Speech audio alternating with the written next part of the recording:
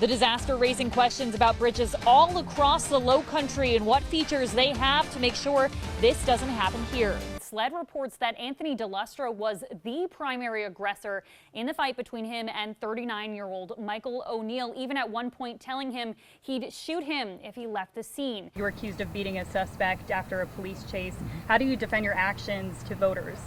Any good cop gets in a lawsuit. Records that the Charleston County Sheriff's Office didn't want you to see will soon be turned over to Live 5 News after former Chief Justice Jean Toll ruled that the department violated the law. There were several water rescues today, I'm told about 50 or so, and we're still seeing disabled cars just abandoned here. Well, Cameron, we heard 3 additional witnesses, all from law enforcement today, but perhaps the most powerful testimony that we heard came from Alec Murdaugh himself. Burgle continued to respond to messages off and on again about when the work would finally begin up until about the end of May. That's when she says he went completely silent. Anna and Roth, I requested an email that was sent department-wide last month about the incident and received it today.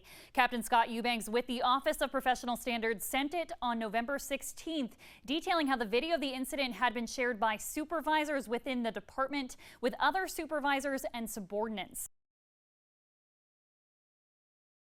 I did not sign up for all that. It's just unbelievable. It's got my $17,116.42. Customers from across the low country, from West Ashley to North Charleston to Bonneau, are reeling after their trusted contractor went bankrupt last month, leaving their projects in limbo. For Karen McLaren, it's hard to get around, so she contacted On the Level to build a handicap-accessible bathroom for her and her husband, a surviving Vietnam prisoner of war. Despite paying half up front in late December, not a hammer was ever lifted. They had plenty of time to tell us that they were going to fold, and why didn't they send my money back? Horrible. Absolutely horrible. Carissa DeBow and her husband spent months designing a dream kitchen and bath. That's now on hold. This is our beautiful kitchen right now. This is the vision. I mean, he can file bankruptcy and walk away from this. The rest of us are left with, having to clean up a mess that he made. Welcome to Never Stop Building. Kaufman also has his own podcast, website, and book, plus shares motivational and business advice online.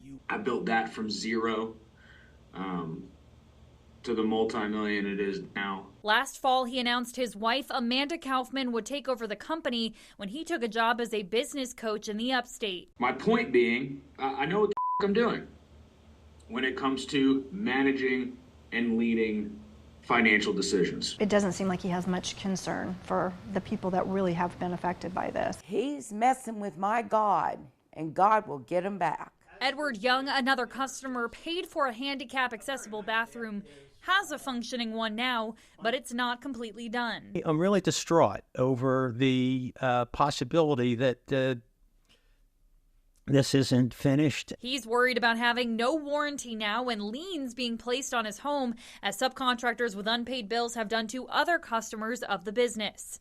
DeBow says she paid an extra $30,000 for her project just days before the company went broke. She believes the company pressured her to cut the check ASAP. I don't think I could call it illegal.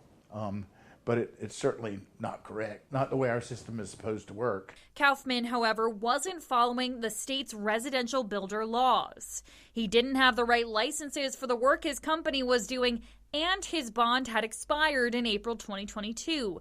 That's required for projects more than $5,000. While there aren't many protections for customers from companies going bankrupt, checking those requirements beforehand can help, attorney Ron Jones says.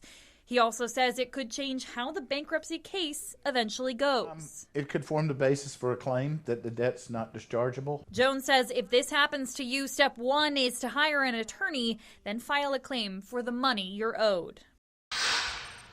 Well, sure, Anna and Roth, we've learned that Kitchens was facing a lawsuit over these allegations, albeit it was difficult to find it because it was filed under the wrong name, Kitchen. But we have confirmed that it is the same person who is running for sheriff. Now, in that lawsuit, he's accused of hitting a suspect 7 to 8 times with his duty-issued flashlight, something that would look similar to this. And he never faced any criminal charges, but he told me when I spoke to him today that he was exonerated of all wrongdoing. The chase happened on September 2nd, 1995 on Johns Island in the area of Main and Humbert Roads. It began when deputies say they saw the people inside openly drinking beer. James Singleton was riding in the backseat and jumped out of the car when it stopped, running into the wooded area with the driver, followed then by 2 deputies, including Greg Kitchens. Kitchens wrote in his arrest report that Singleton hit him in the chest and refused to comply with orders.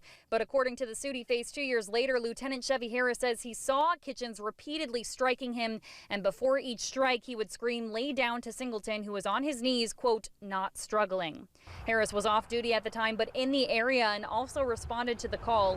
Harris reportedly later punched Kitchens in the face twice when Kitchens approached him after the interaction, tapping the bloody flashlight on his chest, telling him, quote, "that was some in the woods." I caught up with Kitchens today to ask about the allegations. How do you defend your actions to voters?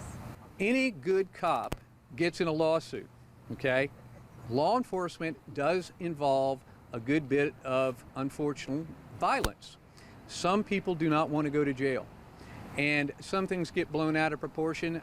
Some people sue when they don't really have a case. Kitchens also said he was exonerated and didn't face punishment. He resigned from the department in 1998 and was noted to be eligible for rehire, though he never returned to law enforcement in South Carolina and joined the U.S. Marine Corps. The allegations bear a similarity to a case of former Deputy Hank Carter last year, who was fired and charged after body camera video showed him punching a suspect numerous times in the face following a chase. I asked Kitchens if he'd support the actions taken against Carter if he was in charge. Here's what he had to say. It's important to very carefully look at evidence, testimony, and everything else before we rush into a decision. Mob decisions on justice is not the American way. And as your sheriff, I will make sure my deputies always get a fair shake. The lawsuit was later settled for an unknown amount and the case dismissed. His opponent, former police chief of Mount Pleasant, Carl Ritchie, has also faced some allegations, some past lawsuits, but they are not for anything that is directly related to his actions, but rather in his capacity as chief. The two will face off in a runoff election on Tuesday, June 25th, and early voting begins on the 19th. For Live 5 Investigates, I'm Blair Sabol. Dorchester County 911, what's the address of the emergency? It's going to be at 9995 Miles Jamison Road at the Coastal Center. We have a caller on the line with us who advised someone is walking in the roadway. Yeah, there's a consumer that has escaped off the premises, and it's dark out here. Cars are speeding on the road. In the middle of the night, a vulnerable adult is able to get out and away from the facility, charged with keeping her and hundreds of others like her out of harm's way. But before authorities can reach her, it's already too late. We need an EMS here immediately. I was called by one of the nurses there and informed that Mary had been hit by a car. It was sometime between 12:30 and 12:42 a.m. when Mary Williams was discovered after a hit and run along Miles Jamison Road on October 16th. She was found in bad shape. Fractures in her spine, hips, legs, and face, all requiring multiple surgeries. It wasn't until hours later, Ruby Jones, her aunt and guardian, was able to see her for the first time. And we came inside, and she took me up to ICU. That was a difficult moment. I was hurt, I was disappointed. Surprise would not have been a term that I would have used for what was going on. I was angry. Williams is a longtime resident of the Coastal Center, one of 5 regional facilities in the state that house adults with disabilities. The 42-year-old has both intellectual disabilities and a depressive disorder. After the wreck, she was put on a ventilator and almost didn't make it. Her family is thanking God she's alive, but she remains bedridden, unable to do even the smallest task. In a statement provided by the Department of Disabilities and Special Needs, which runs the facility, we're told staff made continuous attempts to redirect Williams back to the grounds that night. When unsuccessful, they called the sheriff's office and put out orange cones and waved at oncoming traffic to warn drivers. She was then struck by a car. A spokesman says Williams was able to escape sometime around midnight. Records show law enforcement wasn't alerted for another 24 minutes. I need assistance trying to get her back to the facility. Williams was hit near Alwyn Boulevard, about a half a mile from the facility's main entrance. She told me, she said, yeah, it's pretty bad. Ironically, that's right outside of the subdivision where her cousin Nicole Nick lives. Every time she drives home, she thinks of that night. Should it have happened? We figured with her being in the coastal center, she would have been safe, she would have been protected, and this situation should have never happened. Janae could have very well been the young lady who was hit by a car. For Charleston lawyer and state representative Marvin Pendarvis, this story is a personal one. Janae Pendarvis is his big sister. She has autism and lives at the facility too. He tells us she's been able to escape twice this year. There was one incident where she had gotten so far down Miles Jamison Road that a couple saw her. They drove her back. She was so far down there where she needed to be driven back. An email to management from a former administrator obtained by Live 5 Investigates accuses staff of failing to intervene when another consumer has a, quote, meltdown. She asks if staff can work to prevent her from leaving the building in the future, as the resident making it to the road is, quote, becoming an everyday situation. We also received dozens of pages of grievances about the Coastal Center in the last year through a Freedom of Information Act request, several of which include accusations by management of staff problematic behavior. One incident details an altercation among staff and a consumer, where the consumer reportedly pushed, grabbed, and pulled their hair, eventually putting a staff member in a chokehold. Another staff member who left the campus during this fight for personal business was suspended for 1 day for failure to intervene.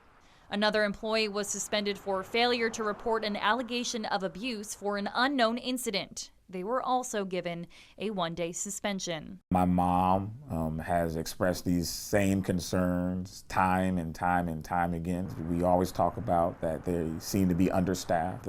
The staff that they do have, they don't seem to be equipped to handle the patients that are there. Over the summer, SLED charged 3 former workers with abuse of a vulnerable adult. Joan says her niece was the victim. SLED reports surveillance video showed them hitting and kicking her, one watching it all happen. Williams received minor injuries. I really felt kind of hurt that she was not better protected. For these families, their hands are tied. If there seem to be so many problems there, why keep your sister at this facility? Why not go somewhere else? The reality is there aren't many facilities that are able to handle people with special needs and disabilities to the degree that my sister has them. Live 5 has previously reported concerns from staff members about understaffing, long shifts, and little pay. A year-long state audit of the department has been completed at State Senator Katrina Shealy's request. She points out this is step 1 to finding a solution for the hundreds of vulnerable people and their families who rely on the state. You can't fix something if you don't know what the problems are. It's not scheduled to be published until early next year. The goal is to correct the problems, streamline the problems, and make the agency more accountable. She's had a difficult year. As for Williams, her aunt visits nearly every day, 3 times a day, helping to bathe and feed her at the nursing home she's recovering at. Though where she will now call home is uncertain, her family is sure of one thing: she won't be returning to the state's care. Unfortunately, I don't have the confidence that she will be safe at Coastal. When we asked the department for an interview, a spokesman declined. And when we asked why, we were told due to the nature of the incident, the department felt it best to release a statement rather than conduct an interview.